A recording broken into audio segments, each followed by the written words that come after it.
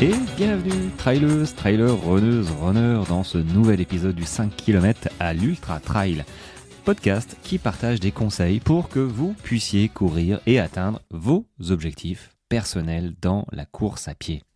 Salut les amis, bienvenue dans ce nouvel épisode, l'épisode du jeudi, j'allais dire du vendredi. Un coup j'ai un jour d'avance, un coup j'ai un jour de retard. Bon bah là on n'est pas vendredi, on est que jeudi. Mais la fin de semaine se rapproche. Alors, j'espère que tu es en forme déjà, que tu n'es pas malade, parce qu'en ce moment, c'est un petit peu la période. Donc moi, pour l'instant, ça va. Alors, dans une semaine et demie, le 8 décembre, alors je regarde mon calendrier, ouais, c'est ça. Le 8 décembre, j'ai l'hivernal des Templiers, je le cours avec Bernard, un de mes coachés, qui habite en Suisse et qui fait donc du coup le trajet pour venir jusqu'à chez moi. Voilà, c'est à côté de Castres, allez, Toulouse.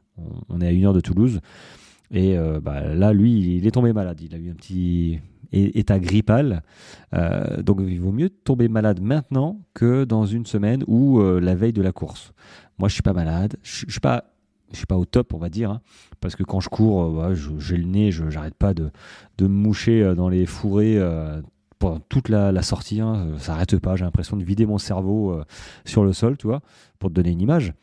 Et donc je croise le doigt que je tombe pas malade à quelques jours de la course, mais bon, on est comme tout le monde, si ça doit arriver, ça arrivera, mais je prendrai un petit médicament pour me booster, tu vois, et puis allez, donc j'espère que tu es en forme. Alors, de quoi j'aimerais te parler? J'avais plusieurs sujets, mais j'ai décidé de changer de sujet. Il y a un quart d'heure, j'ai reçu un texto, et c'est bien, je trouve ça cool parce que je vois que ce que je dis, vous l'entendez, vous l'écoutez, et que quand ça vous sert, vous l'utilisez. C'est-à-dire que, je le dis souvent, si vous avez des questions, n'hésitez pas à m'envoyer, à me poser des questions, tout ça. Et voilà, j'ai Corentin, je lui ai répondu, hein, mais j'ai Corentin qui m'a envoyé un SMS et qui m'a posé des questions, que je trouve d'ailleurs très intéressantes parce que si ça lui arrive, peut-être que ça peut t'arriver à toi aussi, et que le partage fait partie de mon job et de ma passion aussi. Donc, qu'est-ce qu'il me dit, Corentin? Il me dit, qu'est-ce qu'il me dit? Alors, il avait une petite question. Il s'est mis à la course à pied trail depuis 1 an à peu près. Et en même temps, il fait du vélo de route depuis plusieurs années. Donc il aimerait bien progresser dans ces deux disciplines, notamment en termes d'endurance. Le problème, c'est que il me dit que c'est assez compliqué de jongler avec les deux sans se blesser.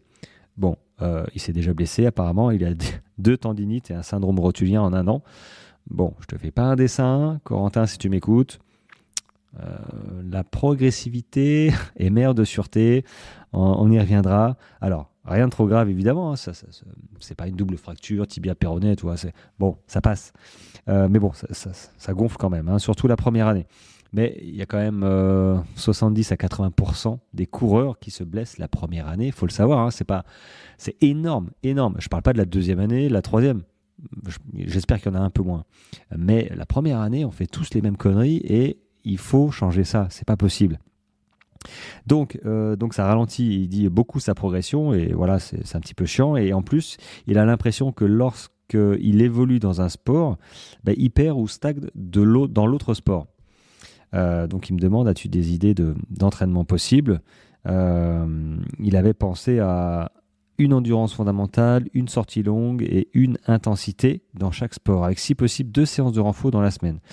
Est-ce trop?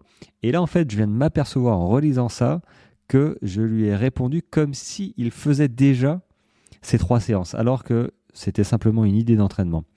Donc, je me suis trompé dans ma réponse. Bon, c'est pas grave, je lui ai fait un vocal. Je corrigerai ou il écoutera le podcast. Alors, ce qui est intéressant, déjà, c'est que le vélo, que ce soit du VTT ou du vélo de course, c'est un sport croisé, c'est un sport porté qui te permet de prendre de l'endurance tout en faisant attention à tes articulations. Ça, c'est cool. Ça, c'est vraiment cool. Parce que courir, 160 pas par minute, 160 chocs par minute, tes articulations, ils ramassent, ils prennent cher. Bon, ils prennent cher, ceci étant dit, on les renforce en même temps. Faut pas croire qu'on se détruit les genoux en faisant de la course à pied ou du trail. Ok, on enlève cette fausse idée. Néanmoins, pour augmenter son volume d'entraînement parce que voilà, tu as une course qui demande un certain volume peut-être, je ne sais pas, ou ta passion, c'est du vélo aussi, donc il faut allier les deux. Pourquoi mettre une croix sur une passion alors que finalement elle te sert à progresser aussi en course à pied. Donc le vélo, c'est très bien.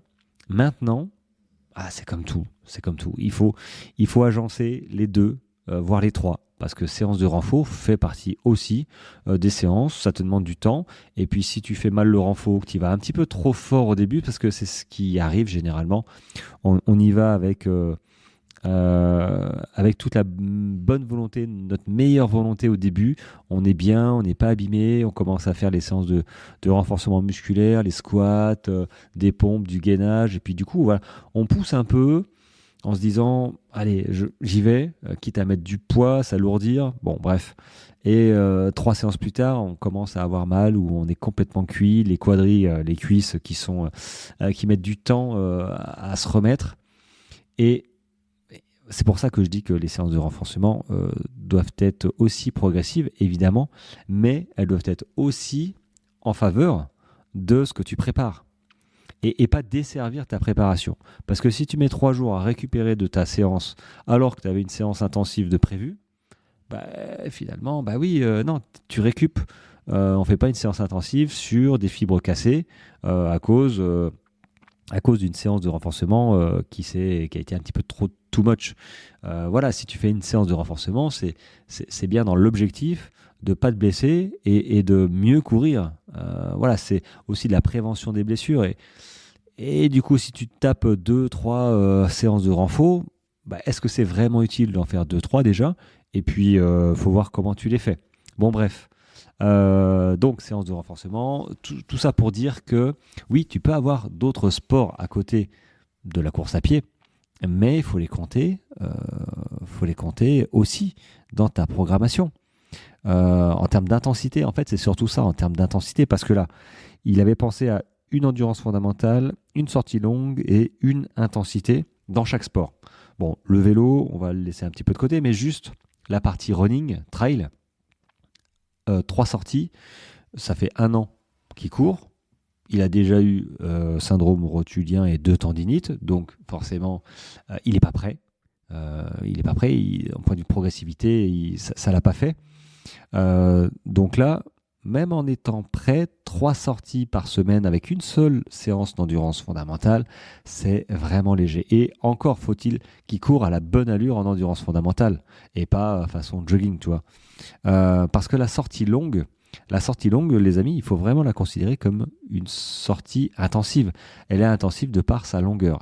Et comme je lui ai dit, sortie longue, elle aussi, elle mérite de la progressivité. Tu vas pas te claquer 2 heures de sortie longue toutes les semaines. Si tu n'as pas l'habitude de courir vraiment, et moi je me claque pas 2 heures toutes les semaines, on y va crescendo, on augmente petit à petit suivant sa préparation. On ne peut pas se faire plaisir toutes les semaines, les amis, en voulant courir tout le temps comme on veut. Non, à un moment il faut structurer pour réellement se faire plaisir à des moments clés, voilà, et surtout être prêt pour envoyer de la godasse le jour où on a envie d'envoyer de la godasse. Peut-être séance de fractionné, peut-être une séance de course, jour de course plutôt. Donc, non, il faut un petit peu réfléchir à l'avance aux conséquences de ces sorties.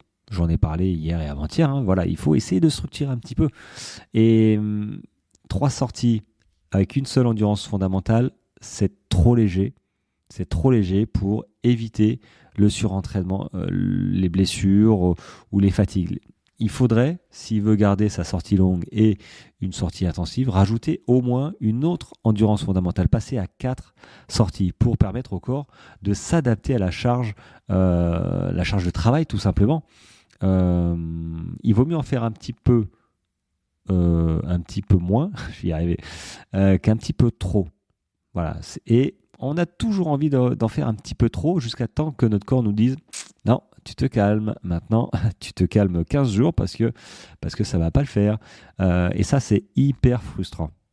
Alors, un petit saut dans le temps, j'ai mis pause pour lire un texto qui venait de tomber au moment où j'enregistrais ce podcast. Bon, voilà, il m'a répondu à mon vocal finalement. Alors, et là, je trouve ça assez typique des erreurs que beaucoup de gens font. C'est-à-dire qu'une semaine avant son dernier trail de l'année, qui est quand même un 36 km et 1200 mètres de dénivelé, ce qui est beaucoup, hein. Enfin, moi, je trouve ça beaucoup. Au bout d'un an de course avec des problèmes. Bon, bref, 36 km et 1200 de montée, hein. Il a décidé, donc, une semaine avant cette grosse course, il a décidé de faire un fractionné en vélo et à la suite de faire une sortie running de 1h15 en accélérant petit à petit. Bon, je te cache pas que c'est tout ce que je dis à mes coachés, et pas qu'à mes coachés, à tout le monde, hein, qu'il faut éviter de faire. La dernière semaine avant une course, qu'est-ce que ça va t'apporter de faire de l'intensité un petit peu trop too much, hein, c'est comme tout, tu as le droit de faire un petit peu d'intensité, mais il faut que ce soit vraiment réduit de moitié. Mais là, au contraire, il a mis les bouchées doubles, bah, finalement, tu vas fatiguer ton corps. Vraiment, tu vas arriver sur ta course déjà entamé. Et là, juste après, il me dit, bah, résultat, douleur à la rotule pendant une semaine et pendant le trail. Bon, bah voilà, et en plus, il me dit que bah, c'est quand même bien dommage parce qu'il avait des super sensations au niveau musculaire. Donc, bon, bah, c'est pas foufou. Et après, quand je vois effectivement son graphique Strava qui tourne en moyenne à 30 km, à 30 km, 40 km. Bim, il y en a une qui fait 70 km. Je pense que celle-là, elle a dû faire mal. Parce que là, clairement, il a doublé son volume en une semaine. Et la semaine qui a suivi, pouf, il est redescendu à 35 à peu près. C'est pas génial. Donc, tout ça pour dire que là, on rebondit sur une autre problématique, hein, la semaine d'affûtage. Il ne faut pas faire ce genre d'erreur qui est humaine, évidemment. On a envie de se rassurer tout simplement sur nos capacités. Ok, il y a une grosse course qui arrive. Bon, je vais me faire de la montée, je vais me faire une sortie longue, je vais enchaîner. Et si je suis capable de supporter ça, ok, c'est bon. Alors, ces séances-là, il faut les faire un mois avant. Voilà, un mois avant. Voilà, le temps que ton corps récupère, reconstruise les fibres, j'allais dire se solidifie, mais progresse tout simplement. Et après, ok, tu continues. Mais une semaine avant, voire même 2 semaines avant, c'est inutile. L'entraînement est fait bien en amont. Donc, bon, il a fait finalement pas mal d'erreurs. Donc, c'est bien qu'il me pose des questions. Parce que bah, il s'en rend compte, hein, c'est pas très progressif, c'est lui qui le dit. Effectivement, quand il voit ces graphes, mais c'est bien de s'en rendre compte. Et je pense que et je l'ai déjà dit, hein, c'est de conscientiser un petit peu comment on court, euh, les semaines d'entraînement et de se rendre compte, ah merde, peut-être que là, je fais mal les choses. Et c'est vrai que on commence à conscientiser quand on commence à avoir des soucis, des pépins physiques. Avant, bon, pourquoi je me poserais des questions avant si je suis pas blessé, c'est que je fais bien les choses. Mais pas forcément. Si t'es pas blessé, c'est peut-être que tu as de la chance. Regarde-moi, au début, je courais à chaque fois pour péter un score sur ma sortie. Voilà, si je transpirais pas, si je courais pas plus vite que la veille, c'était raté. Sur route, hein. Clairement, j'avais aucune notion d'endurance fondamentale, d'allure même, hein. Moi, c'était OK, je fais ma sortie, 8-9 km, OK. Et les 10 km, allez, je me fais un 10 km tous les 3 jours en essayant de faire un RP à chaque fois, un record personnel, tu vois. Donc, j'avais tout faux. Et heureusement, par chance, hein, que mon boulot à l'époque, c'était être marin dans la marine nationale à Toulon. Donc, ça coupait. Je finissais sur le bateau, j'avais mon job, tout ça, donc je m'entraînais moins, ça me faisait une coupure et je n'ai jamais eu le syndrome de l'essuie-glace. Mais je l'aurais eu, c'est sûr, sûr et certain. C'est une évidence. Et je ne sais pas comment j'ai échappé à ça grâce à mon boulot. Mais toi, au contraire de moi, à l'époque, tu as la chance de m'écouter. Bon, ok, là, je me jette des fleurs, j'ai les chevilles qui gonflent un peu, mais ceci étant dit, quand même, tu as beaucoup de conseils. Bon, sur mon compte, c'est vrai que sur mon compte, je donne beaucoup de conseils. Mais c'est pas grave, il y a tellement de conseils à donner qu'il faut réussir à conscientiser et faire les bonnes sorties, les bonnes choses, se poser des questions que moi, je ne me suis pas posées. Et par chance, je ne me suis pas vraiment blessé. Encore une fois, je ne sais pas comment.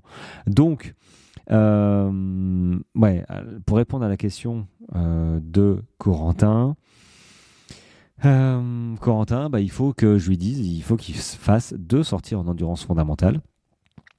Et après une sortie intensive, suivant un petit peu ce qu'il prépare. Il veut gagner en endurance, fait des sorties longues, mais progressives. Au cas où, entre parenthèses, j'ai ma formation sortie longue qui est justement faite pour être progressive dans ces sorties longues. Comment les faire, quel style de sortie longue faire, à quel moment les faire, à quelle allure. Voilà, je réponds à ces questions dans la formation, je la mettrai en lien dans cet épisode. Donc, voilà, il faut regarder aussi la spécificité de ce que tu prépares. Qu'est-ce que tu privilégies? La vitesse, l'endurance, la puissance pour les séances de côte, ou le dénivelé. Qu'est-ce que tu veux prioriser? Parce que forcément, ça a un impact. Tu manques peut-être de temps pour tout développer parce que ça fait pas longtemps qu'il commence à courir non plus. Peut-être que tu n'as pas le temps de sortir 3, 4, 5, 6 fois dans la semaine. Et puis même, il faut y aller aussi progressivement, même si tu as le temps. Moi, j'ai des coachés qui me disent je peux courir 6, 7 fois s'il faut dans la semaine. Peut-être. Mais la semaine dernière, tu courais combien de fois? 2 fois? Bon, on va peut-être y aller progressivement alors. Tu vois, c'est une notion progressive qu'il faut pas perdre de vue. Parce que dès que tu commences à perdre, parce que c'est normal, parfois on lâche l'affaire. On se laisse emporter par notre condition physique, on est content et puis on se dit ouais c'est bon, hop, on court. Et puis il y a un moment où on commence à avoir des petites gênes, des petits pépins, on dit hop, attention.